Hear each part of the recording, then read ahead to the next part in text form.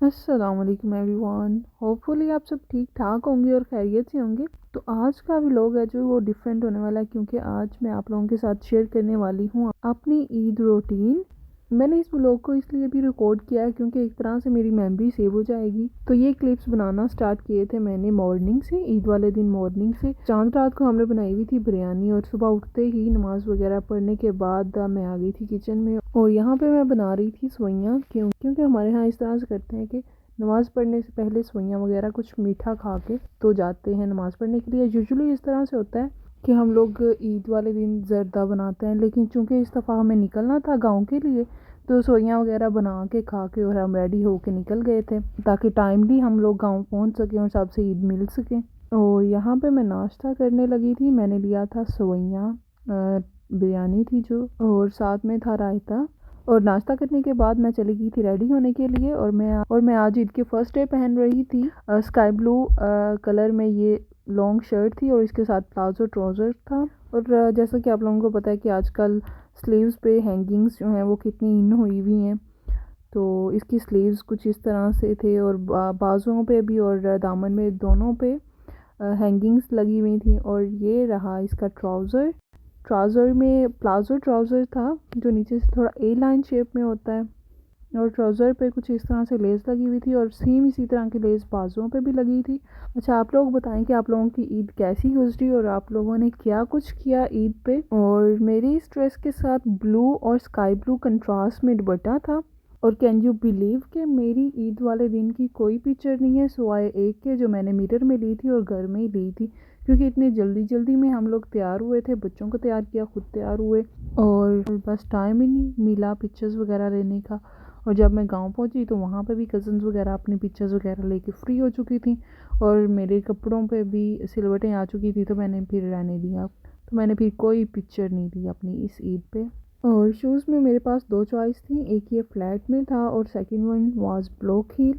तो मैंने इस ड्रेस के साथ तो दोनों को ट्राई किया था, तो ब्लॉक हील वाला ज़्यादा प्यारा लग रहा था। वैसे भी लॉन्ग शर्ट और खुले ट्राउज़र्स के साथ हील अगर आप पहनते हो तो वो ज़्यादा बेस्ट रहता है।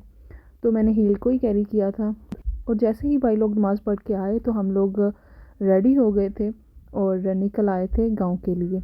और रास्ते से हमने ली थी ये बर्फ़ी। और मीठी ईद में मीठे में ना हो कुछ, और वैसे भी सब लोग एक दूसरे के घर आते जाते हैं तो फिर मीठे में अच्छा लगता है कि ये बर्फ़ी या इस तरह की कोई चीज़ हो।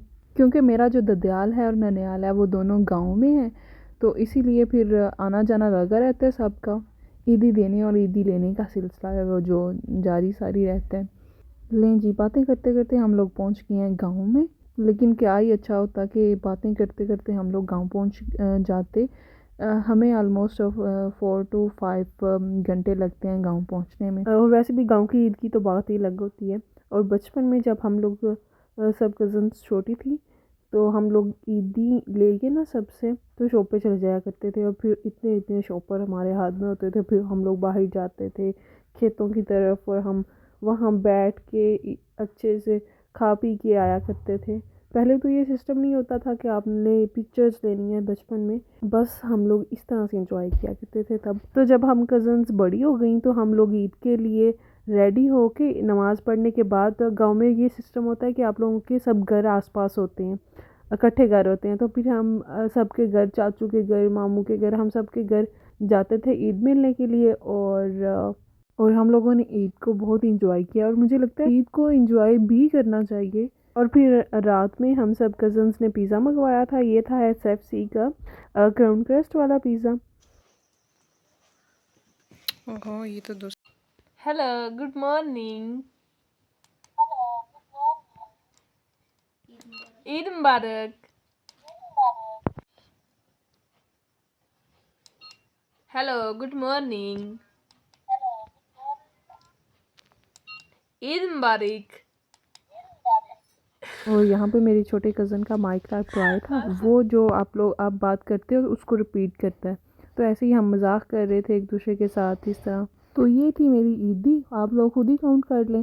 और आप लोग भी बताएं आप लोगों को कितनी ईदी हुई और किस किस ने आप लोगों को ईद दी। और यहाँ पे मैंने अपने गांव के कुछ क्लिप्स ऐड किए हैं और मैंने सोचा क्यों ना आप लोगों को अपना गांव भी साथ में दिखाया जाए। ये जगह इतनी पीसफुल और इतनी खूबसूरत है और वैसे भी गाँव की जो खूबसूरती है उसकी तो बात ही अलग होती है। मेरे पास कुछ पुराने क्लिप्स भी पड़े थे तो मैंने वो भी ऐड कर दिए गाँव के, क्योंकि इतना ज़्यादा कैप्चर नहीं हो पाया था।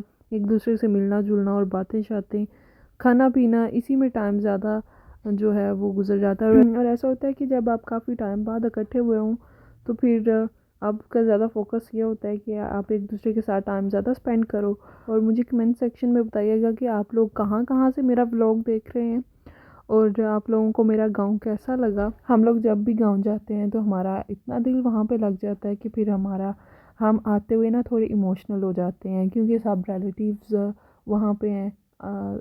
एक दूसरे के घर आना जाना, खाना पीना, तो इसी तरह से बस दिल लग जाता है वहाँ पे।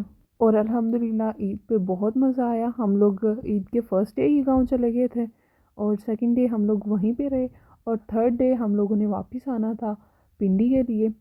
मिनी सा भी लोग है ये, इतनी सारी चीज़ें रिकॉर्ड नहीं की क्योंकि ऑब्वियसली आप इतनी सारी चीज़ें रिकॉर्ड नहीं कर पाते। जितना मुझे लगा कि रिकॉर्ड कर लेना चाहिए उतना मैंने रिकॉर्ड किया।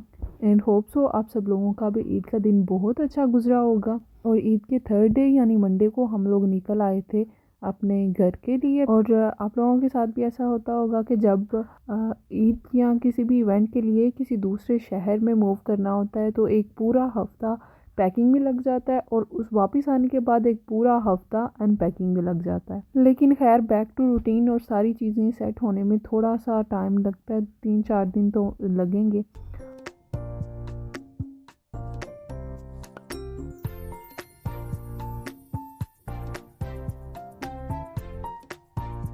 तो आप सब लोग दुआओं में याद रखिएगा और मिलते हैं नए और किसी इंटरेस्टिंग व्लॉग के साथ। Till then stay tuned.